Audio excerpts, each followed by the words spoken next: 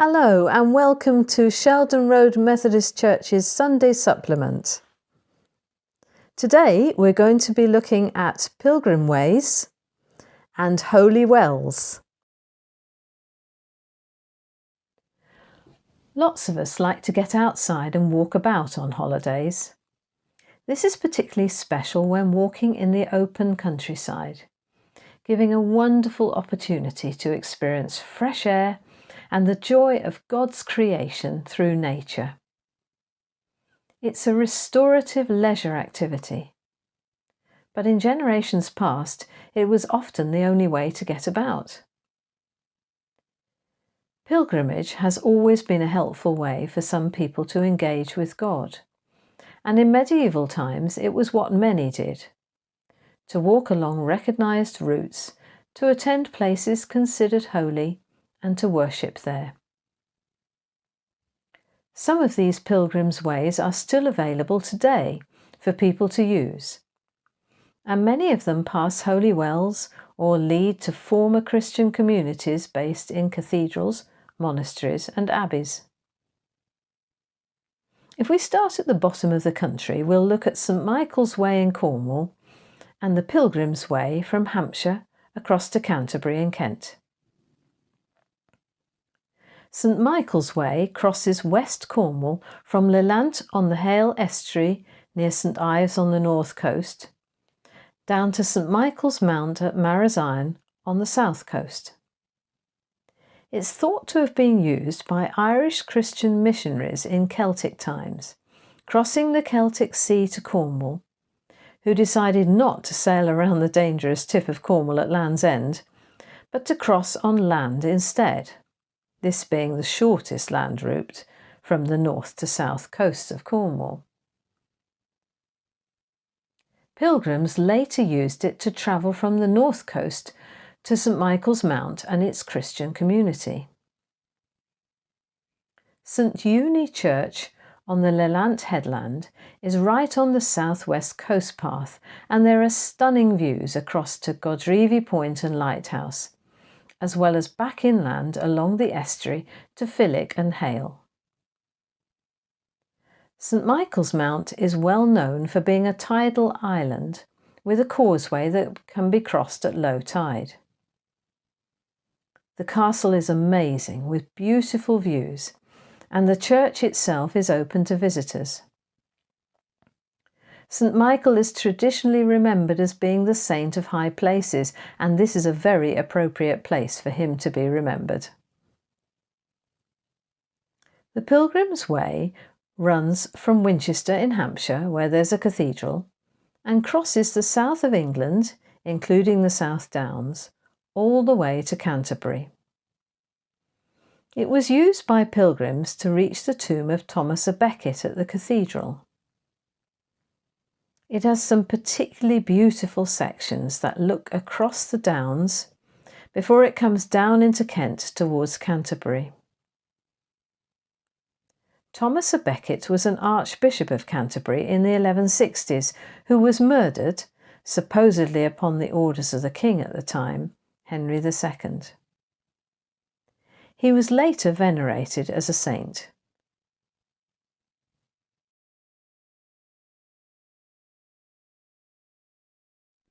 When I came to university, I wasn't satisfied. My satisfaction was based on what people thought of me and what I could give. If there was a God, I didn't like him. Soon after coming to uni, I realised if Christianity was real, it would mean everything. But if not, then church was pointless. I saw Christians as good people, but clueless when it came to reality. But gradually, as friends explained their faith, I realised how satisfied they were, even when things went wrong. I didn't have that satisfaction. I relied on myself for security while they relied on something greater. I wasn't satisfied with the world, but I still didn't trust Jesus. I started to realise there was a God, but surely he wouldn't like me. I felt like a fraud going to church, but I realised God wanted me, not who I could be. Although stuff doesn't go to my plan, I can be satisfied because I know God has a plan.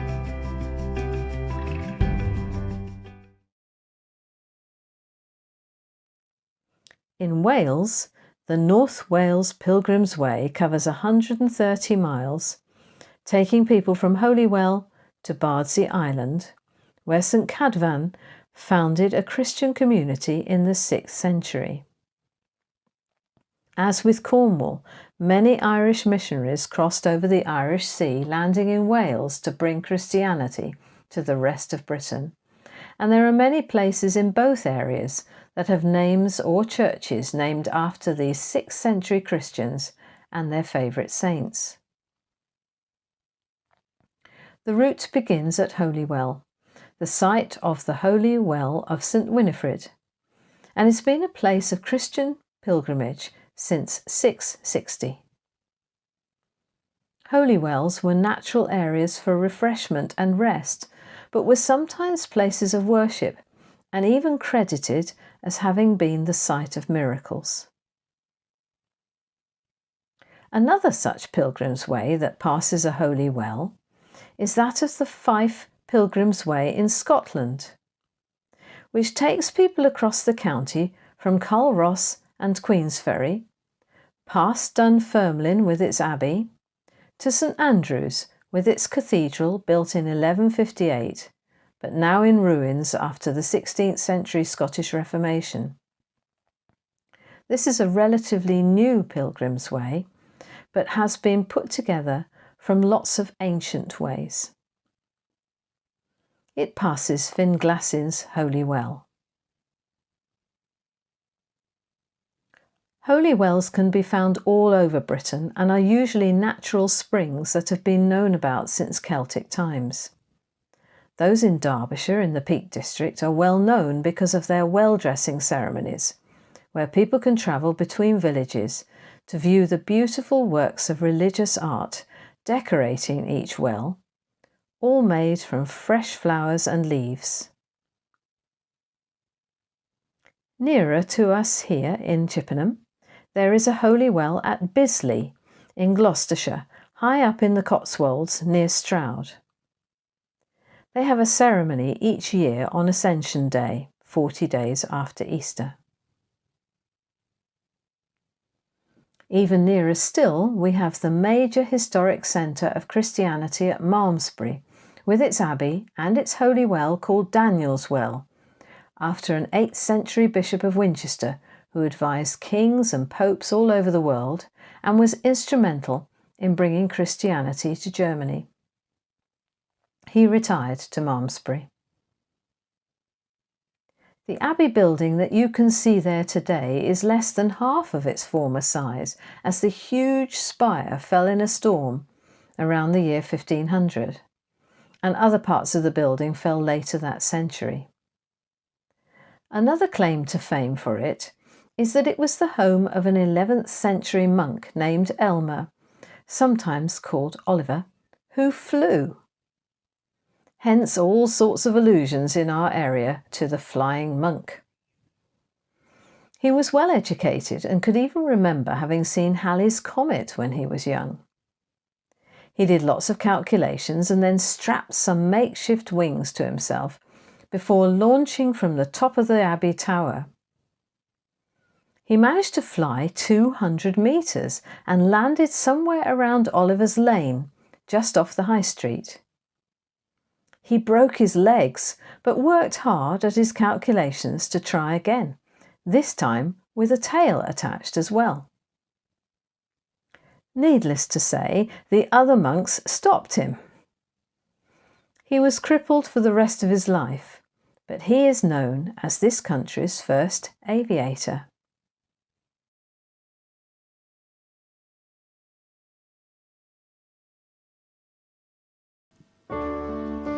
Into your hands I commit again, with all I am for you, Lord.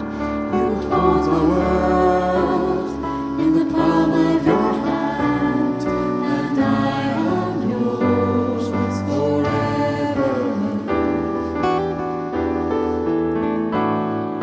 Jesus, I believe. Jesus, I belong.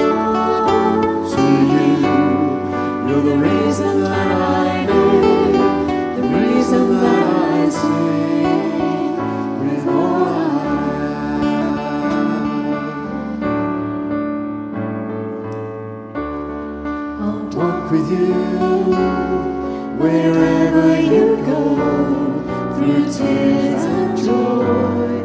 I'll trust in you, and I will live in all of your ways, your promises forever. Jesus, I believe in you. Jesus, I belong to you. You're the reason that I live, the reason that I sing. Jesus, I believe in you.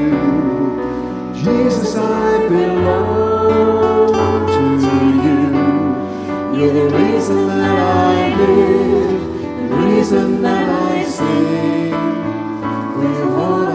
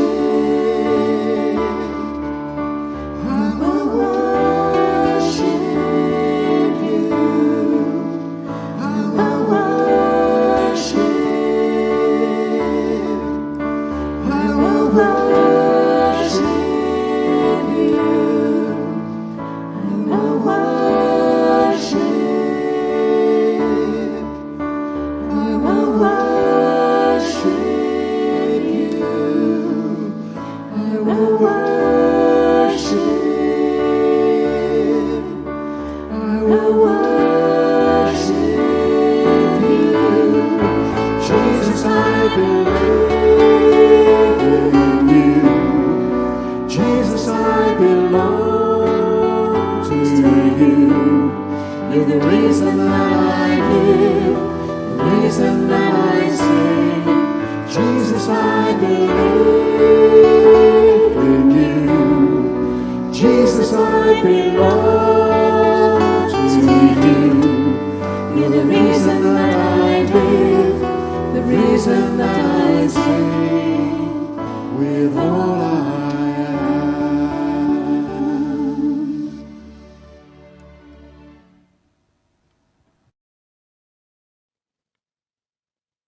Well, we've finished our tour for this week. Thank you very much for joining us. We do hope you enjoyed it. Please watch again next week when we'll be doing something a little bit different. We'll be staying at home. Thank you. Bye-bye. Thank you for joining us today. It was lovely that you could. Next week is the last session in our current series, and we're going to be making some changes to the whole format of the Sunday supplement beyond that, so from September onwards. So listen next week for more details about that. Thank you very much. Bye-bye. If you've enjoyed watching our Sunday supplement today, please do think about becoming a subscriber. And if you do that, then also click the bell, because that means that you'll get notifications each time we put up a new video. If you really enjoyed it, please press the thumbs up. Thank you.